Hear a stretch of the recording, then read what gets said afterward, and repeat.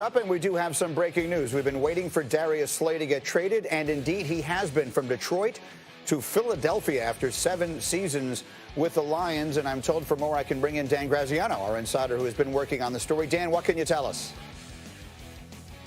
Yeah, according to sources, Greeny, Darius Slay headed to the Eagles in exchange for a 3rd-round pick and a 5th-round pick. This is a player that the Lions really felt like they weren't going to be willing to meet his contract demands. He had 1 year left on his contract at $10 million.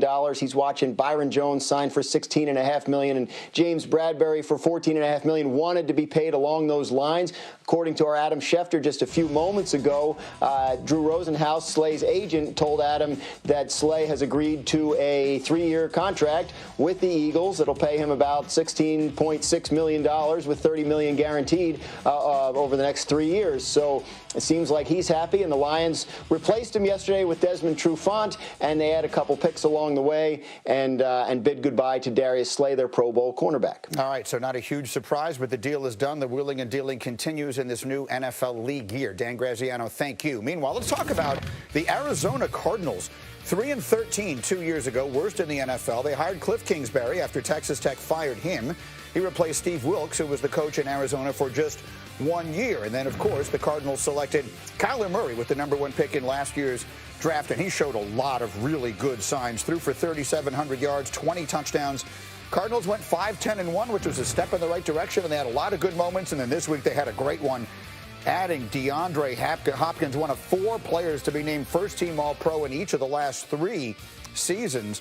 And after all these acquisitions, the Cardinals will look that they might be ready to do something here. They haven't made the playoffs since 2015, but our friends at Caesars Sportsbook have them tied with L.A. for the longest odds to reach the playoffs out of their division at plus 425. So let's see what it winds up here. And I want to bring Louis Riddick back into this conversation because, you know, we talked about Murray and Kingsbury, and I think there were a lot of things to be encouraged about.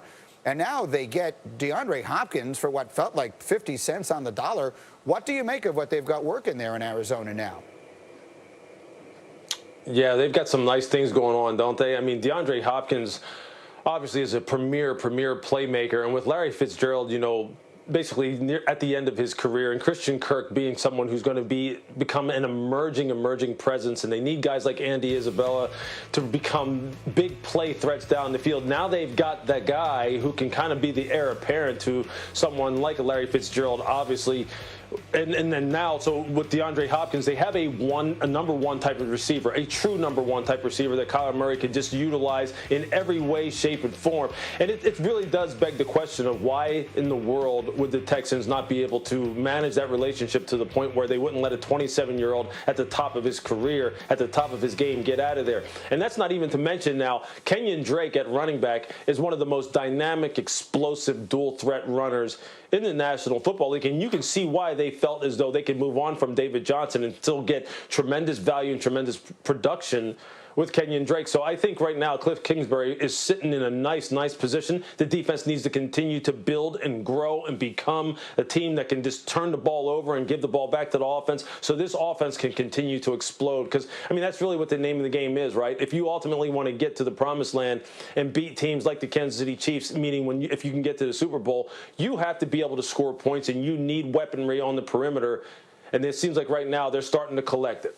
All right, we shall see what they wind up with. Louis Riddick, thank you so much for doing this. You stay safe, my friend, and we will see you soon.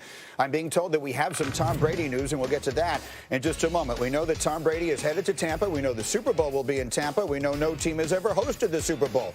Will that change? There's news on him next. Get up on ESPN.